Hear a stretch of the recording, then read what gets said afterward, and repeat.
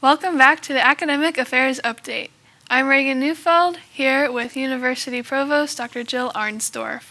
Dr. Arensdorf, again, thank you for joining me. It's always good to have you in here. Hi, Raegan. Good to see you again. Yeah, so last time we talked about the first priority that you've outlined for the school year, which was enhancing a results-oriented culture, and then now today we're going to be talking about that second goal, which is community engagement. That's right. So real quick, just briefly, can you kind of remind everyone what the main focus of that goal is? You bet. Happy to do that.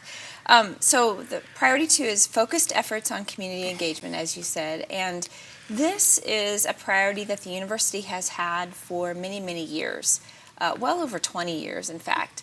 That the university, with its public good mission as in higher education, has been focused on community and civic engagement efforts. Myself, along with the academic affairs team, thought it was time to refocus those efforts and to recommit to that civic and community engagement effort. So 4 years ago, when the university wrote its strategic plan, community engagement found its way into the plan as part of Goal 5. And so this year, we are in academic affairs and hopefully across the entire institution are really focusing on how can we be better in that area, how can we be more focused in that area, and hopefully this morning during this video, I can talk a little bit more about what those areas might be. So why was it important for you to articulate this as a part of your kind of goals that you have for this year? Yeah, so as I stated, this has been a priority at the institution for many years, but it was important to double down our efforts, really, to refocus and re-engage the entire university community in this work. One of the things as part of our strategic plan that we're working on is a Carnegie classification. And what that Carnegie classification will do is allow us to share and use in our marketing and recruitment efforts. If we do in fact receive that classification, we can share with people that we are a community engaged campus with an official designation, which we feel like is important because of that public good mission that we have. Part of our mission at Fort Hays State University is to produce globally engaged citizen leaders. And so for us to do that with our students, we need to be doing that ourselves in our classrooms, in our scholarship and research, as well as our community efforts. And so this is a really important way to dovetail all those things together. And how does this priority really connect to the larger mission of higher education? So higher education has a public good mission. And so when we think about us being a regional comprehensive institution, it's our responsibility not only to educate students, but to also be an integral part of our community.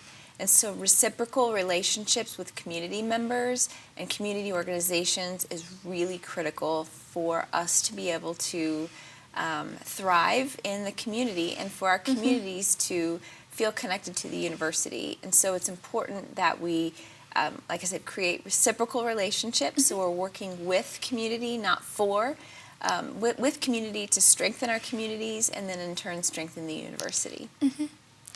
I guess, as you said, this has been a priority of the university for a while now, and I think as a student I can definitely see that. Are there any new ways that you're looking to engage in the community? Yeah, so thanks for that question, Raegan.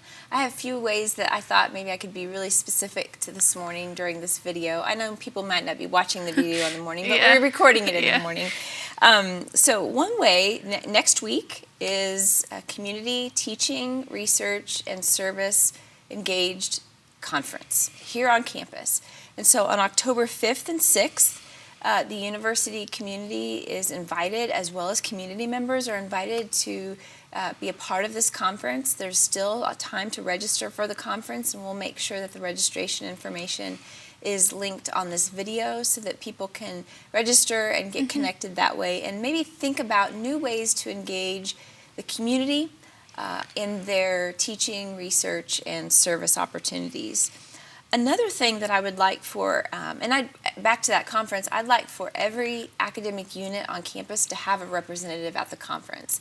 to re-engage in what it means to be a community-engaged university, as well as to think about how they can take some of those teachings and learning from the conference back into their home units. The second thing that I would articulate this morning is connected to an organization I think I mentioned in the first video called ASCU, the American Association of State Colleges and Universities. And that is an opportunity for people to see what's happening nationwide with regard to community engagement. There's a document called Stewards of Place that I would encourage the university, especially in academic affairs, to look at that document, see how ASCU, an organization that our university is part of and is passionate about, how ASCU is re-engaging in this work nationwide, because there's some ways that I think we can connect into that work. Another thing that I would encourage departments to do, departments and academic units to do, is to look at their tenure and promotion criteria. I'm not going to mandate that those changes happen, but we have some language that we would encourage department units and academic units to look at possibly adding to their tenure and promotion criteria around community engaged teaching, scholarship, and service. And so there'll be more information coming out about that. There's also an opportunity as we go into the next iteration of the strategic plan for the campus community to be engaged in that work, which is part of community engagement, as well as our community being engaged in that strategic planning. And so that's another way over the next year that we'll be engaging with our community in looking at our next university strategic plan. One last thing I would mention that happens throughout the year is experiential learning grant opportunities for faculty and staff at Fort Hays State University. So these are small mini grants that are financed through the university finances, and they are an opportunity for a faculty member or a staff member who wants to connect with students through community engagement to have some seed money to do that. So those are just some real quick ways, but specific ways that people can start thinking about and engaging in this work. Yeah.